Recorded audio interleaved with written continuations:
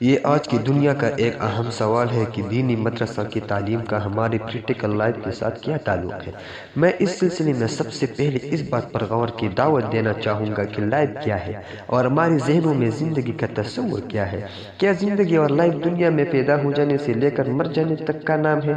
کیا یہ 50، 60 یا 70 برس کی زندگی ہی صرف زندگی ہے، یا اس سے آگے پیچھے کسی اور زندگی کا وجود بھی ہے؟ اگر تو زندگی صرف اتنی پیریڈ کا نام ہے تو جیسا کہ آج کے بہت سے اقوام یا افراد کا خیال ہے، تو ان کا یہ سوال کسی حد تک درست ہے، لیکن ہمارا مسلمانوں کا عقیدہ یہ نہیں ہے۔ ہماری یقین اور عقیدہ کے مطابق زندگی کا اصل اور بڑا مرحلہ اس سے آگے کا ہے۔ ہمارے نزدیک موت پناہ ہونے کا نام نہیں، بلکہ ایک جہاں سے دوسرے جہاں کی طرف منتقل ہو جانے کا نام ہے، اور دنیا کا بارڈر کراس کر کے اس کے آخرت کے دور میں داخل ہونے کا نام ہے۔ اس لیے ہم مرنے والے کے لیے یہ نہیں کہتے کہ وہ ختم ہو گئی ہے، بلکہ یہ کہتے ہیں کہ وہ انتقال فرما گئی ہے، یعنی ایک جگہ سے دوسری جگہ منتقل ہو گئی ہے اور عارضی زندگی سے مستقل زندگی کی طرف رحلت کر گئی ہے۔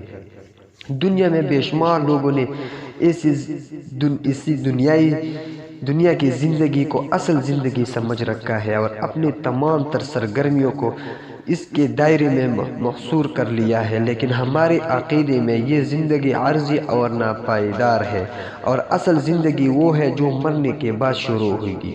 اس کا ایک مرحلہ قبر کی زندگی کا ہے، برزخ کی زندگی کا ہے، جو نہ جانے سینکڑوں سال کا ہے یا ہزاروں سال کا ہے۔ دوسرا پیریڈ حشر کے دن کا ہے، جو 50,000 سال کا بیان کیا جاتا ہے، اور تیسرا پیریڈ اس سے آگے کا ہے، جو ان لمیٹڈ ہے، غیر محدود ہے۔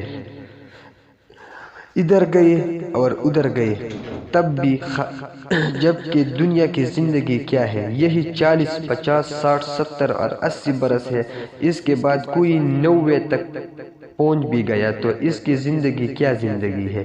اور اس زندگی کے بارے میں قرآن کریم نے کیا خوبصورت تبصرہ کیا ہے، اور اس کے مختلف مراحل کا کیا عجیب تجزیہ کیا ہے۔ قرآن کریم کہتا ہے کہ دنیا کی زندگی کے 5 مراحل ہیں، اور وہ بھی اس کے لیے جیسے طبی زندگی کے 50-60 سال مل جائے۔ پہلا مرحلہ لعب کا ہے، یعنی بچپن کا دور ہے، جو کھلونوں کا دور ہے۔ دوسرا مرحلہ لہو کا ہے، یعنی کھیل تماشا یا لڑکپن کا دور ہے، جس میں سب سے بڑا شوق گھومنے پھرنے اور کھیل تماشے دیکھنے کا ہوتا ہے۔ تیسرا مرحلہ زینت کا ہے، یعنی بننے سنورنے کا دور، نوجوانی کا دور، جو میک اپ کا دور ہے، بیوٹی پارلر کا دور ہے اور کنگھی شیشے کا دور ہے۔ چوتھا مرحلہ تفاخر کا ہے، یعنی باہمی مقابلے کا دور، بھرپور جوانی کا دور اور ایک دوسرے سے آگے بڑھنے کا دور، جس میں ریس اور مقابلہ ہی زندگی کا سب سے بڑا ہدف ہوتا ہے۔ زندگی کی وسائل حاصل کرنے، قوت حاصل کرنے، دولت میں اضافہ کرنے اور ایک دوسرے پر سبقت حاصل کرنے کی فکر ہوتی ہے، جبکہ زندگی کا 5واں اور آخری دور قرآن کریم نے اس طرح بیان کیا ہے کہ ریس میں تک جانے اور ریٹائر ہو جانے کے بعد اپنی کمائی کو شمار کرنے کا دور، جس میں انسان اپنے اولاد اور اموال کو گن گن کر اور ایک دوسرے پر کثرت جتا کر خوش ہوتا رہتا ہے۔ بس یہی زندگی ہے، اس کا نام دنیا ہے، اور قرآن کریم اسے دھوکے کا سامان کہہ کر ہم سے یہ فرماتا ہے کہ اصل زندگی آگے کی ہے، اور عقل مند انسان وہی ہے جو اس دنیا کی زندگی کو آخرت کی زندگی کی بہتری کے لیے استعمال کرے۔ دوسرا سوال جس کی طرف توجہ دلانا چاہوں گا یہ ہے کہ دنیا کی زندگی کا آخرت کی زندگی کے ساتھ تناسب کیا ہے؟